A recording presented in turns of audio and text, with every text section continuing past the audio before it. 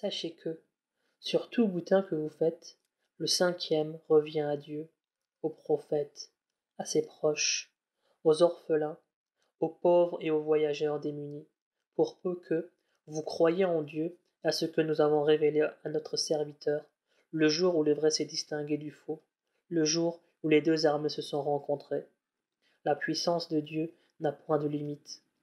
Ce jour-là, vous vous trouviez sur le versant le plus proche, et vos ennemis sur le versant le plus éloigné, tandis que la caravane se trouvait en contrebas. Votre rencontre, donc, aurait pu ne pas avoir lieu, même si vous vous étiez donné rendez-vous. Mais Dieu veillait à l'exécution d'un arrêt pris par lui de toute éternité pour que pérît, en connaissance de cause, celui qui devait périr, et survécut à la mêlée, en connaissance de cause, celui qui devait survivre. En vérité, Dieu entend tout, et sait tout. Dieu t'avait montré en songe une armée ennemie peu nombreuse, car s'il te l'avait montrée plus forte, vous vous seriez certainement découragé, et la discorde se serait installée dans vos rangs. Mais Dieu vous en a préservé, car Dieu connaît parfaitement ce que recèlent les cœurs. Et lorsque vous êtes rencontrés avec vos ennemis, Dieu les fit apparaître à vos yeux moins nombreux qu'ils n'étaient en réalité, de même qu'il vous fit paraître à leurs yeux peu nombreux, afin que fût parachevé le décret divin qui devait être exécuté. C'est à Dieu que tout doit être amené. Ô vous qui croyez, lorsque vous êtes en face d'une armée ennemie, soyez ferme et invoquez sans cesse le nom de votre Seigneur. Votre succès est à ce prix. Obéissez à Dieu et à son prophète. Ne vous livrez pas entre vous à des disputes qui entameraient votre union et compromettraient vos chances de succès. Soyez patients. Dieu est avec ceux qui font preuve de patience. N'imitez pas ces gens qui ont quitté leur demeure, pleins d'ostentation et de glorioles, pour détourner leurs semblables de la voie de Dieu, et dont aucun de leurs gestes n'a échappé au Seigneur. Satan avait embelli aux yeux de ces négateurs leur propre action, et leur avait dit « Qui aujourd'hui est en mesure de vous vaincre? D'ailleurs, je suis là, à vos côtés. » Mais lorsque les deux troupes étaient en vue l'une de l'autre, Satan tourna sur ses talons et leur dit « Je vous désavoue, je vois des choses que vous ne voyez pas. En vérité, je crains Dieu, car Dieu est terrible quand il sévit. » Quant aux hypocrites et aux sceptiques, ils disaient des vrais croyants, ces gens-là, abusés par leur religion, surestiment leur force. Mais seuls ceux qui s'en remettent à Dieu en éprouvent la puissance et la sagesse. Ah, si tu pouvais voir comment les anges ôtaient la vie aux négateurs, les frappant au visage et aux dents en leur criant « Goûtez donc le supplice du feu, en expiation des fautes que vous avez commises. » Dieu n'est point injuste envers ses créatures. Et il en fut de même des gens de Pharaon, ainsi que de ceux qui, avant eux, avaient nié les signes de Dieu, et que Dieu a anéantis en punition de leurs péchés, car il est fort et implacable quand il sévit. C'est que, en effet, Dieu ne modifie en rien les bienfaits dont il gratifie un peuple, qu'autant que ce peuple modifie lui-même son comportement, car Dieu est audient et omniscient. Et il en fut de même des gens de Pharaon, ainsi que de ceux qui avaient auparavant renié les signes de leur Seigneur, et que nous avons fait périr en punition de leurs péchés. Et nous avons fait engloutir les gens de Pharaon, car ils ont été tous coupables. Les plus viles créatures pour Dieu sont les infidèles obstinément réfractaires à la foi, qui, à chaque instant, violent le pacte que tu as conclu avec eux, sans le moindre scrupule. Si donc tu les maîtrises au cours d'un combat, inflige-leur un châtiment propre à dissuader ceux qui seraient tentés de suivre leur exemple. Peut-être seront-ils ainsi amenés à réfléchir. Et si tu redoutes la trahison d'un peuple, dénonce en toute franchise l'acte qui te lie à lui, car Dieu n'aime point les traîtres. Que les négateurs ne s'imaginent surtout pas qu'ils ont pris de l'avance sur nous, car ils ne sauraient jamais mettre Dieu en échec. Préparez contre eux tout ce que vous pouvez comme troupes et comme cavalerie, afin de tenir en respect les ennemis de Dieu et les vôtres, ainsi que d'autres encore que vous ne connaissez pas, mais que Dieu connaît. Tout ce que vous aurez dépensé pour la cause de Dieu vous sera largement remboursé, et vous ne serez nullement lésés. S'il penche pour la paix, fais de même en te confiant à Dieu, car il est l'audient et l'omniscient. S'il cherche à te tromper, qu'il te suffise d'avoir Dieu avec toi. N'est-ce pas lui qui t'a déjà prêté son assistance, ainsi que celle des croyants, dont il a uni les cœurs que toi, tu n'aurais jamais pu unir, même si tu avais dépensé tous les trésors de la terre. Seul Dieu a réalisé cette union, car il est puissant et sage. Prophète, qu'il te suffise d'avoir avec toi Dieu ainsi que les croyants qui te suivent. Prophète, incite les croyants à combattre. S'il en est parmi vous seulement 20 qui soient endurants, il en vaincra 200. Et s'il en est 100, il vaincra 1000 négateurs, car les négateurs sont des gens qui manquent de discernement. Mais, pour l'instant, tenant compte de votre faiblesse, Dieu entend alléger votre tâche. S'il se trouve donc, parmi vous, une centaine de combattants à être endurants, il en vaincra 200. Et s'il en trouve 1000, il vaincra 2000 négateurs, avec l'aide de Dieu, car Dieu est avec ceux qui sont persévérants. Il ne sied pas à un prophète de faire des captifs tant qu'il n'a pas réduit les infidèles à l'impuissance. Vous aspirez au bien éphémère de ce monde, quand Dieu vous convie à la vie future. Dieu est puissant et sage. Et n'eût été une prescription déjà décrétée par Dieu, un châtiment terrible vous aurait été déjà infligé pour ce que vous avez pris. Disposez donc de ce qui vous est échu en tant que butin licite et pur, et craignez Dieu. En vérité, Dieu est clément et compatissant. Ô prophète, dis aux captifs qui sont entre vos mains, si Dieu discerne quelque bien dans vos cœurs, il vous apportera mieux que ce qui vous a été pris, et vous pardonnera vos péchés, car il est clément et miséricordieux. S'ils cherchent à te trahir, sache qu'ils ont déjà trahi Dieu avant toi, et c'est pourquoi Dieu a permis leur capture, car Dieu est omniscient et sage. Ceux qui ont cru, émigré et mis leurs biens et leurs personnes au service de Dieu, ainsi que ceux qui les ont accueillis et secourus, ceux-là sont solidaires les uns des autres.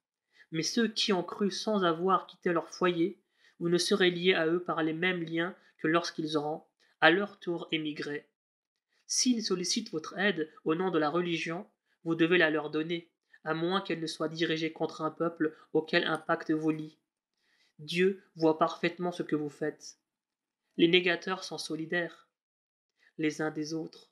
Si donc vous n'en faites pas autant, la terre connaîtra de graves désordres et des troubles profonds. Ceux qui ont cru, qui ont émigré, qui ont combattu au service de Dieu, ainsi que ceux qui les ont accueillis et secourus, ceux-là sont les vrais croyants auxquels l'absolution de leurs péchés est une généreuse récompense, seront accordés. Ceux qui se sont convertis par la suite, qui ont émigré et combattu avec vous, ceux-là sont également des vôtres. Cependant, ceux que des liens du sang unissent sont encore plus proches les uns des autres, comme Dieu l'a prescrit. En vérité, Dieu a connaissance de toutes choses. Sourate du repentir. At-Tawbah. Voici un avis de rupture de la part de Dieu et de son prophète à l'adresse des idolâtres auxquels vous êtes liés par un pacte. Pendant 4 mois encore, vous pourrez circuler dans le pays, mais sachez que vous ne saurez jamais réduire Dieu à l'impuissance, et que Dieu couvrira d'ignominie les négateurs. Et il sera proclamé d'ordre de Dieu et de son prophète à l'adresse des hommes, le jour du grand pèlerinage, que Dieu et son messager sont déliés de tout engagement vis-à-vis des polythéistes. Si vous vous repentez, cela vaudra mieux pour vous. Mais si vous vous obstinez dans votre impiété, sachez que vous ne saurez jamais réduire Dieu à l'impuissance. Annonce donc un châtiment douloureux et incrédule, à l'exception des polythéistes avec lesquels vous avez conclu un pacte, qu'ils ont toujours respecté, sans jamais soutenir un mouvement dirigé contre vous. Exécutez fidèlement les clauses de l'engagement qui vous lient à ces gens-là jusqu'à l'expiration du terme fixé, car Dieu aime les gens de bonne foi. À l'expiration des mois sacrés, tuez les polythéistes partout où vous les trouverez, capturez-les, assiégez-les, dressez-leur des embuscades. S'ils se repentent, s'ils accomplissent la salate, s'ils s'acquittent de la zakat, laissez-les en paix, car Dieu est clément et miséricordieux. Si un idolâtre te demande asile, accorde-lui, afin qu'il puisse entendre la parole du Seigneur. Puis, fais-le parvenir en lieu sûr, car les idolâtres sont des gens qui vivent dans l'ignorance.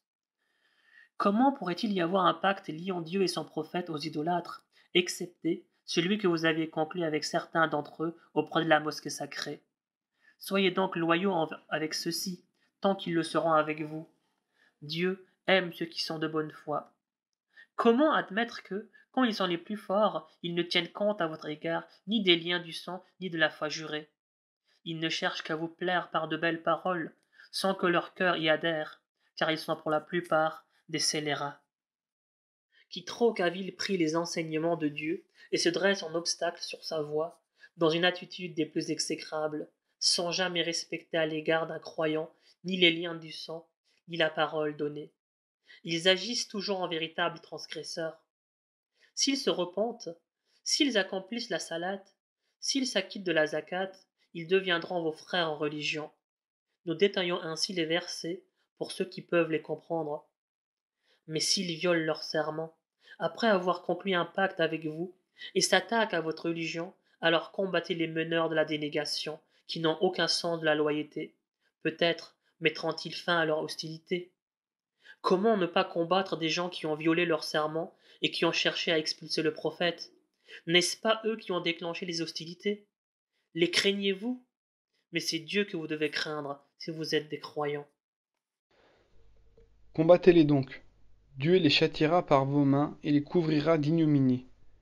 Il vous donnera la victoire sur eux, apaisera les cœurs des croyants, en bannira la rancœur et accueillera le repentir de qui il veut, car il est omniscient et sage. Pensez-vous que vous serez laissés à l'abandon, que Dieu ne connaît pas ceux d'entre vous qui combattent pour sa cause, et qui ne cherchent d'autre alliance que celle de Dieu, de son prophète et des croyants? Dieu est parfaitement instruit de ce que vous faites.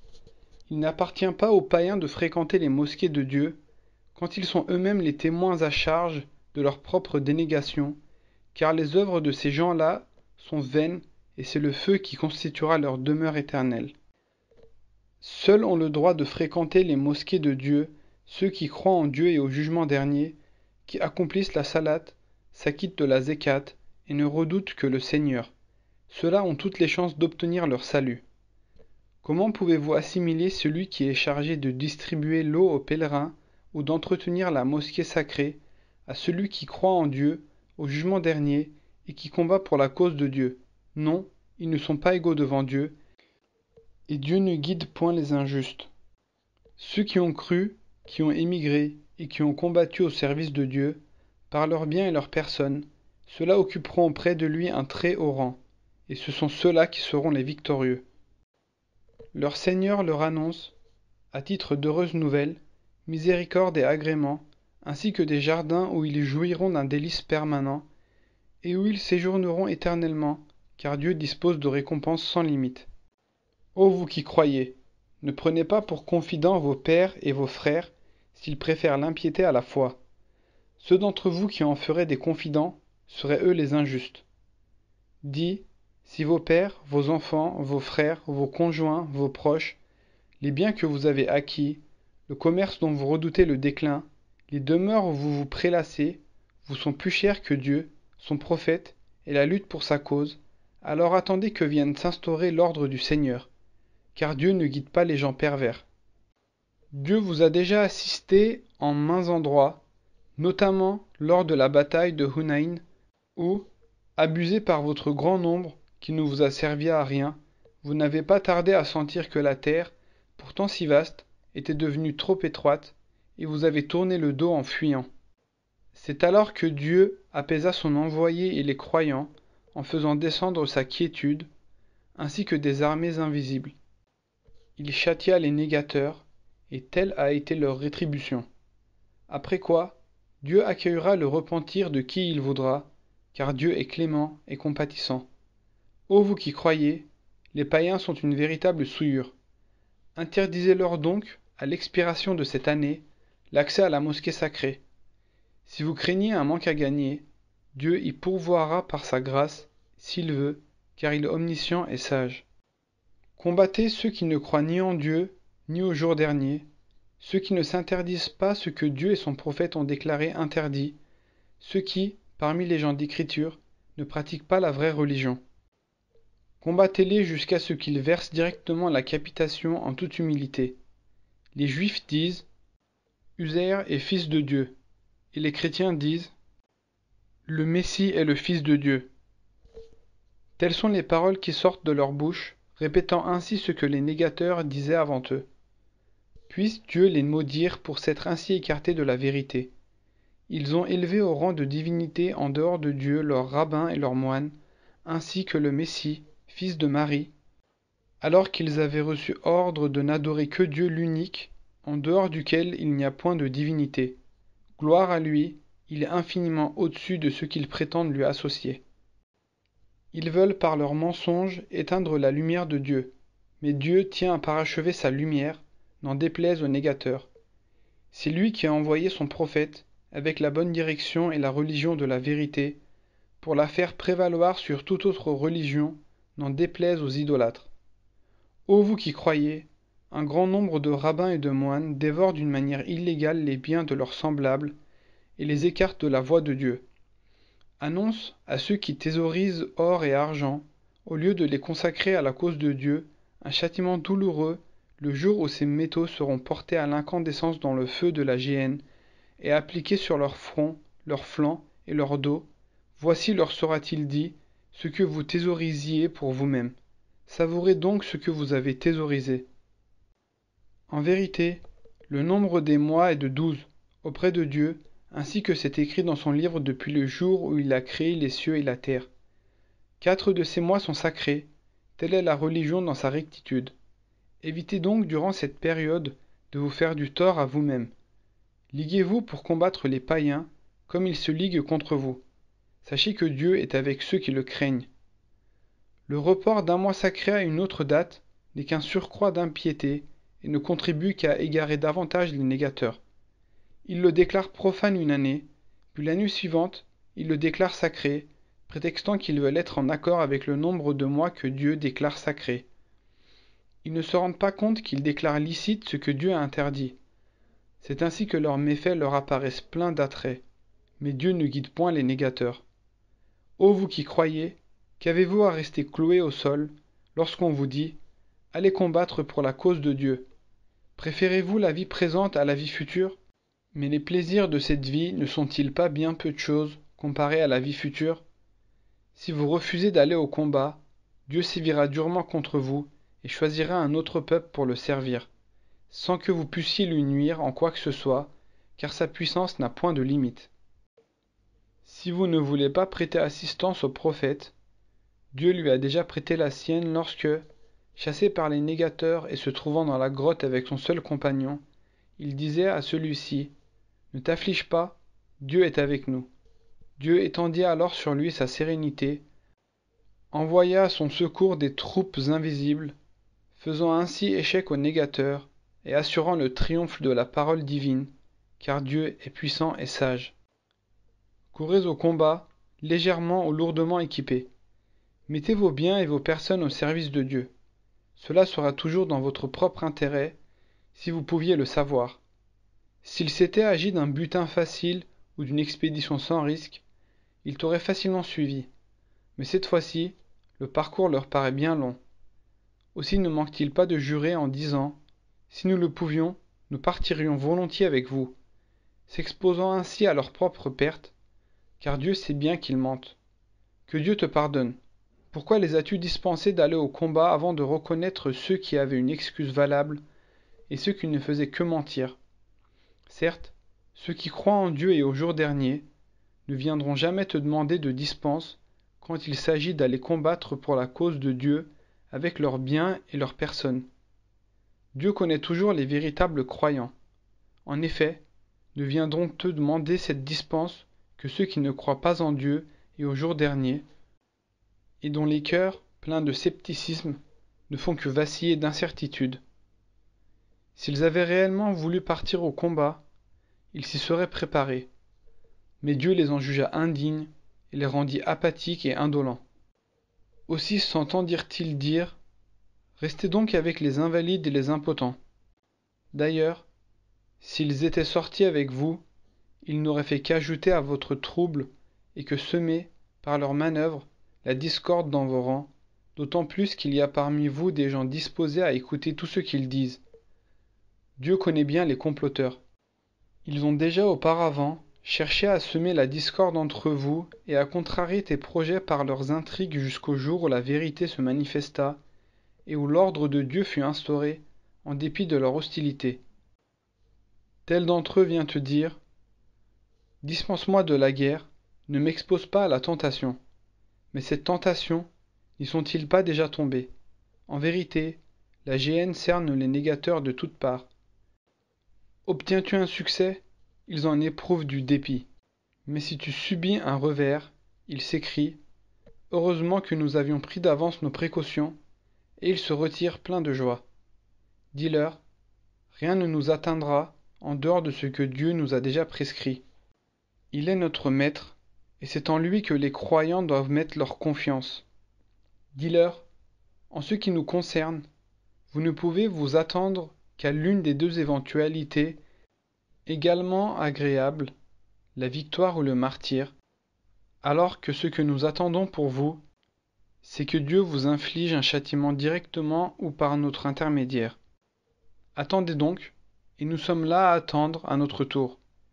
Dis-leur enfin: faites des aumônes de votre propre gré ou à contre-cœur, jamais elles ne seront agréées, venant de vous, car vous êtes des gens pervers. Ce qui empêche leur aumône d'être agréée, c'est qu'ils ne croient pas en Dieu et en son prophète. C'est qu'ils ne se rendent qu'avec nonchalance à la salade, et ne font l'aumône qu'à contre-cœur. Que leur richesse et le nombre de leurs enfants ne t'émerveillent guère.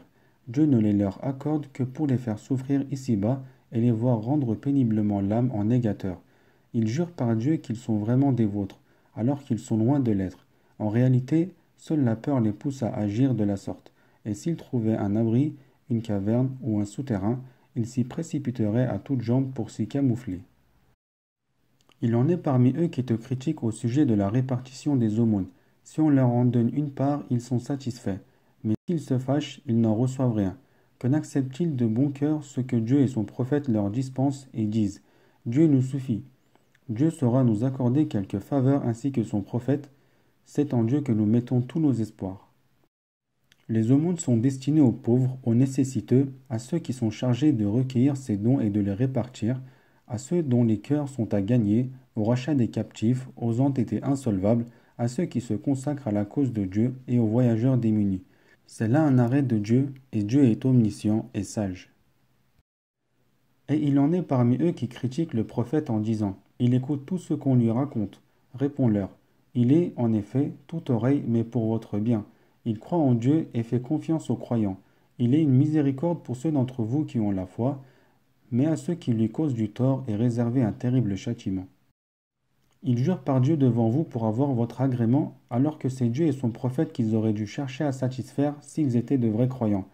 Ne savent-ils donc pas que quiconque s'oppose à Dieu et à son prophète est voué au feu de la géhenne pour un séjour éternel? Et ce sera pour lui le comble de l'opprobre. Les hypocrites redoutent qu'une sourate ne vienne dévoiler ce que recèle leur cœur. Dis-leur: libre à vous de vous moquer. Dieu étalera au grand jour ce que vous redoutiez tant de divulguer. Si tu les interroges, ils te répondront certainement.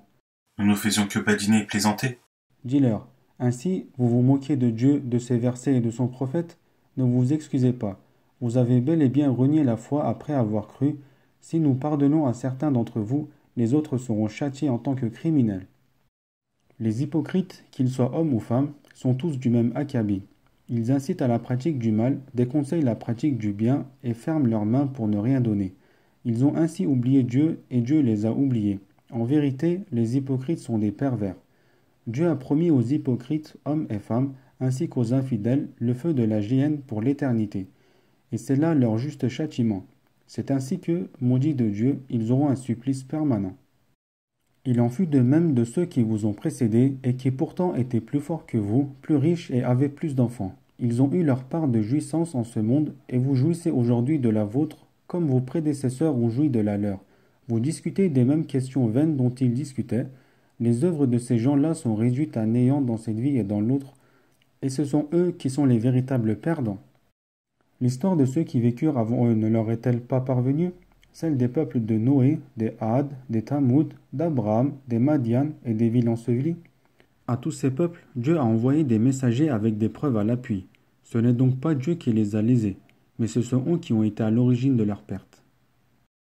Les croyants et les croyantes sont solidaires les uns des autres. Ils incitent à la pratique du bien, déconseillent la pratique du mal, accomplissent la salate, s'acquittent de la zakat et obéissent à Dieu et à son prophète. À cela, Dieu fera miséricorde, car il est omnipotent et sage. Dieu a promis aux croyants et aux croyantes des jardins sous lesquels coulent des ruisseaux pour l'éternité, ainsi que de magnifiques demeures situées dans les jardins d'Éden.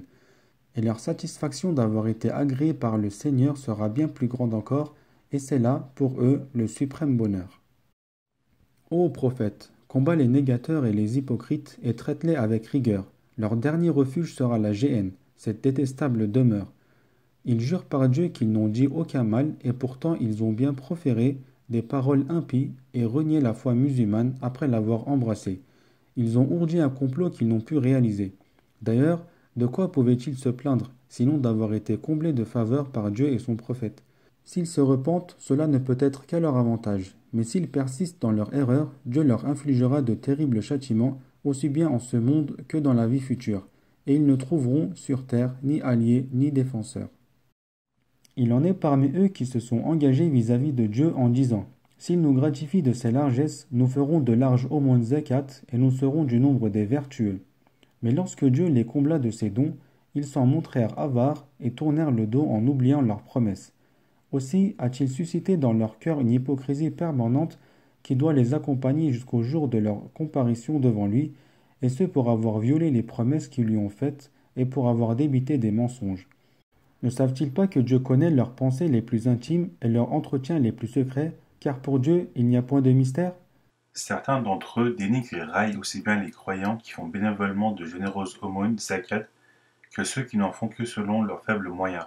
Dieu se moquera bien de ces impies et les soumettra à de terribles tourments. Peu importe que tu demandes à Dieu de leur pardonner ou non, jamais Dieu ne leur pardonnera. Dûs-tu répéter ta demande 70 fois, car ils ont renié Dieu et son prophète, et Dieu ne guide pas les gens pervers.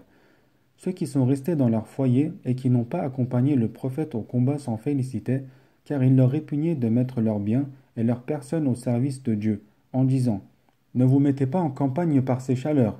Dis-leur, le feu de l'enfer est bien plus ardent encore. Mais peuvent-ils le comprendre? Qu'ils rient donc un peu pour le moment. Un jour viendra où ils verseront des larmes à torrents en punition de leurs actes. Si Dieu veut que tu te retrouves un jour parmi un groupe de ces gens-là et qu'il te demande la permission d'aller combattre avec toi, dis-leur, jamais plus vous ne partirez au combat avec moi, et jamais plus vous ne combattrez d'ennemis avec moi. Vous avez été content de rester chez vous une première fois. Eh bien, restez donc avec ceux qui se tiennent à l'arrière. Quand l'un d'eux vient à mourir, ne célèbre jamais la prière des morts sur sa dépouille et ne te recueille jamais sur sa tombe. Ils ont renié Dieu et son prophète et ils sont morts en pervers. Que leur richesse et le nombre de leurs enfants ne t'émerveillent point. Dieu ne les leur accorde ici-bas que pour leur plus grand tourment et pour qu'ils rendent péniblement l'âme en tant que négateurs.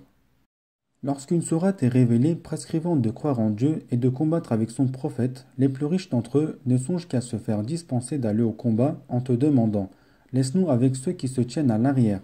Acceptant ainsi de rester avec les femmes et les vieillards, un sceau a été imprimé sur leur cœur, les rendant incapables de rien comprendre. Et pendant ce temps, le prophète et ceux qui ont cru avec lui engagés dans le combat, leurs biens et leur vie. Voilà ceux qui jouiront de toutes les faveurs, voilà ceux qui seront les bienheureux. Dieu leur a préparé des jardins sous lesquels coulent des ruisseaux, où leur séjour sera éternel, et ce sera pour eux le bonheur sans limite. Puis vinrent les défaitistes parmi les Bédouins pour demander d'être dispensés du combat, tandis que ceux qui manquaient de sincérité envers Dieu et son prophète s'étaient contentés de rester chez eux. Aussi un terrible châtiment sera-t-il infligé à ceux, parmi eux, qui sont négateurs. Les faibles, les malades, ainsi que ceux qui manquent de moyens pour s'équiper ne sont pas tenus d'aller à la guerre, pourvu qu'ils soient sincères envers Dieu et son prophète. On ne doit pas s'en prendre à ceux qui font le bien, car Dieu est clément et miséricordieux. Nul reproche n'est à faire non plus à ceux qui sont venus te demander des montures pour aller au combat, et qui, lorsque tu leur as dit « Je ne dispose d'aucune monture à vous donner », s'en allèrent les yeux débordants de larmes et désolés de ne pouvoir en faire eux-mêmes la dépense. Mais il y a lieu de s'en prendre à ceux qui, quoique riches, te demandent de les dispenser de se battre, acceptant d'être relégués avec les invalides à l'arrière. Dieu a imprimé un sceau sur leur cœur, les rendant incapables de rien comprendre.